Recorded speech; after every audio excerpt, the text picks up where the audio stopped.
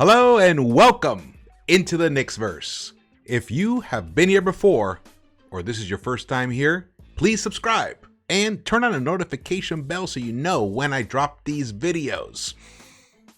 And please, the thumbs ups, and please add your comments. I love the comments. It's all about the comments for me. It really helps me understand where you're at, where your heads are at. I love the dialogue. And especially on a night like tonight. On a night like tonight when this man, Derrick Rose.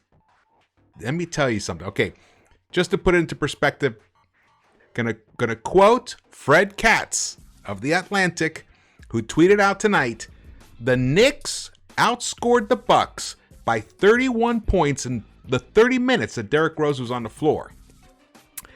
The Bucks outscored the Knicks by 16 in the 18 minutes he was on the bench. That's a 47-point swing. Yes. The Knicks snapped their 2-game losing streak to beat the Bucks in Milwaukee 113-98, and Derrick Rose finished with a plus-minus of plus 31. Fantastic, people. Fantastic. Now, Chris Middleton didn't play. Brook Lopez didn't play. Drew Holiday did play. He didn't start. It was his first game back after 5 games being out. But remember who this team is. This is the world champion Bucks. The world champion NBA Bucks led by the MVP, Giannis Antetokounmpo, whose brother started today with him. I'm sure that was some fun for them. And man, that first quarter was an absolute, utter disaster. The Knicks did everything wrong in that first quarter. But, and they were down by 19, I believe 19 or 18, after the first quarter. For the final 3 quarters, the Knicks outscored the Bucks 94-60. That's right. 34 points. Basically, we blew the Bucks out in their home court. And the Bucks, I believe this is now their 4th game they've lost in a row at home. Yeah. So, it's good times again for the Knicks. I hope you guys are loving it. I mean, that was a fantastic game. Let's jump to the highlights before we go into the stats. All right, it started off rocky. I mean, Grayson Allen, I mean, he couldn't miss. The dude was like unbelievably lights out. I think he shot, I think it was his best quarter of his life as an NBA professional. Yeah. We seem to give players a lot of these best quarters. And it honestly, the defense just wasn't there in the first quarter. The offense was struggling and stuff, but I think the defensive issues are impacting Kemba and Fournier on the offensive end as well. So not only are they struggling defensively, but offensively they are not, they're not making it happen. Kemba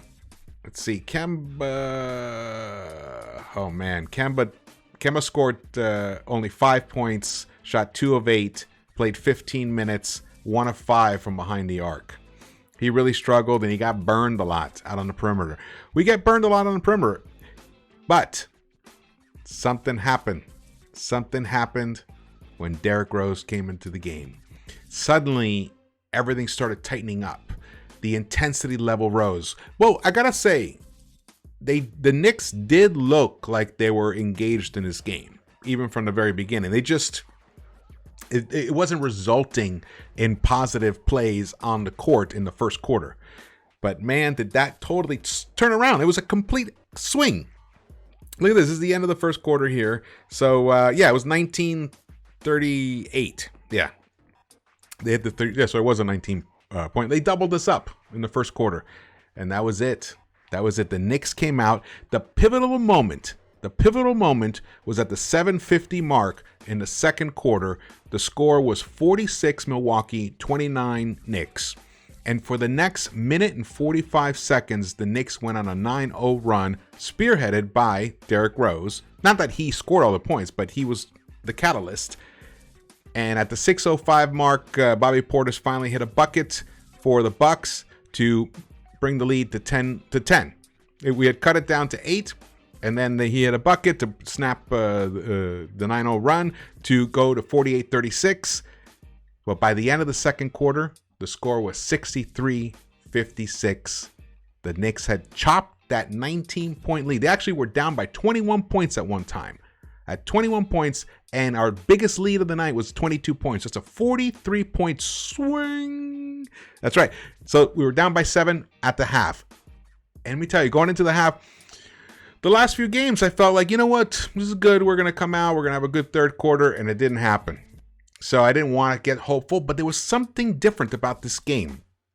And one of the things was Julius. Julius actually played.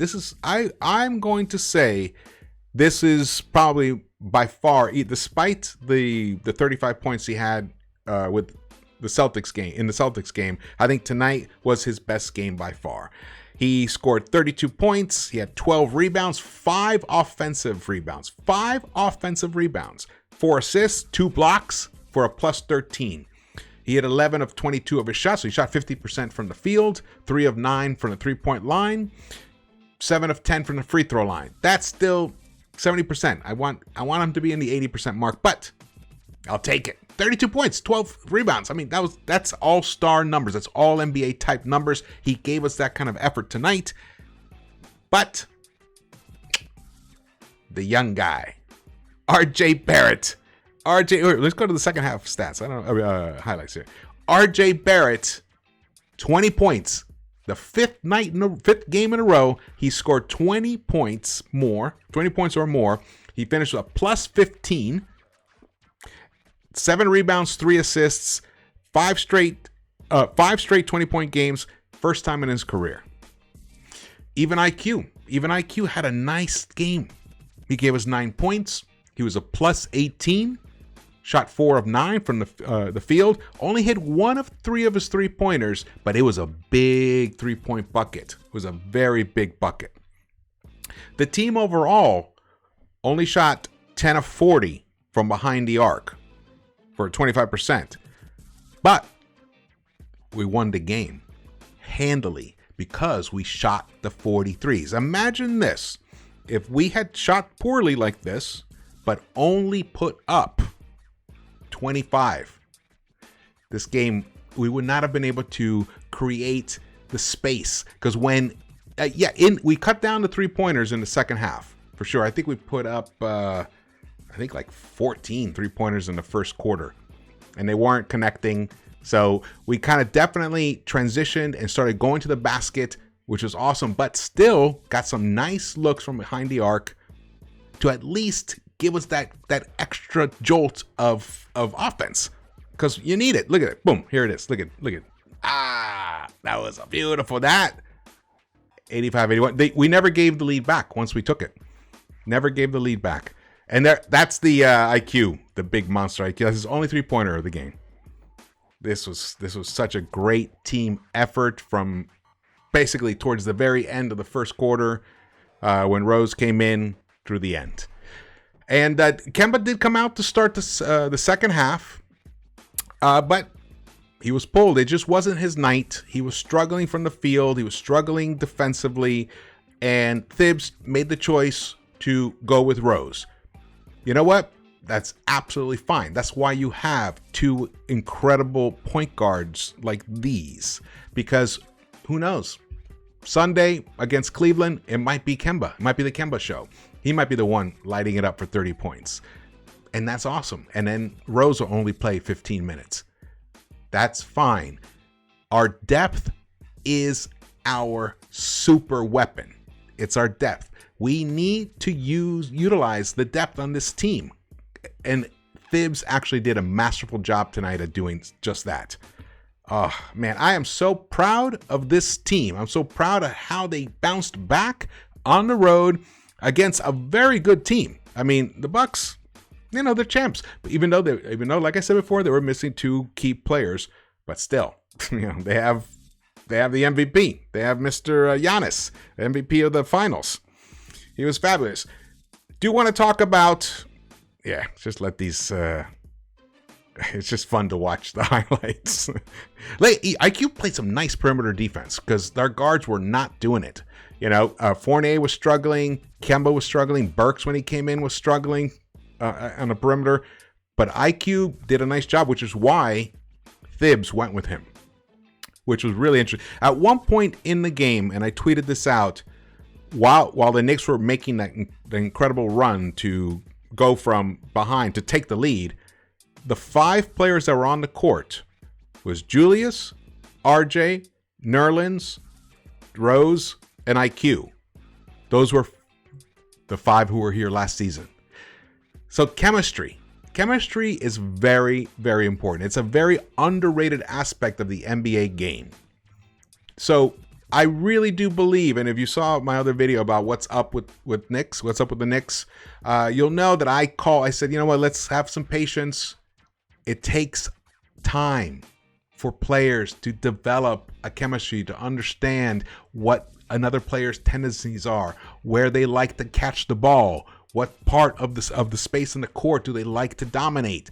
It takes a while. You think because they're pros and are the greatest basketball players on the planet that it would just come naturally like that. It doesn't. It takes a while to build that chemistry. And it's going to happen for the first unit. Have faith. It will happen. And if it doesn't happen, we can always utilize our depth. But I have total confidence that it is going to come. Fournier, just to talk about him a little bit, let's go to the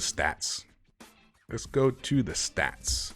Fournier, he shot 2 of 7, only 1 of 6 from behind the arc. 7 points, 2 rebounds. Yeah, that was not a good game for him at all. He was a minus 13. I think what's happening with him is he's realizing that he's hurting the Knicks on the defensive end. So when he comes to the offensive side, when he gets the ball, he's going to take the shot. He's most likely thinking, gotta make this to make up for that blunder that I did on the defensive end. That means he's not focused. That means he's not just letting it fly. He's not playing within his comfort zone. He'll get there. He will get there. Same with Kemba. I mean, Kemba was leading the league in 3-point percentages before the Toronto game. So that's just that. So for the first 7 games of the season,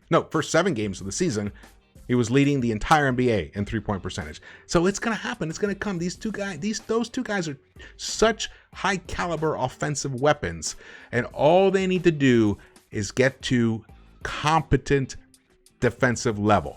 Because we have RJ, we have Julius, who played an outstanding defensive game tonight on Giannis. He was fabulous. And we have Mitch did struggle tonight somewhat. I mean, I wouldn't want to use the word struggled. He struggled more in the Toronto game, but I would say he just hasn't quite clicked in yet totally for him.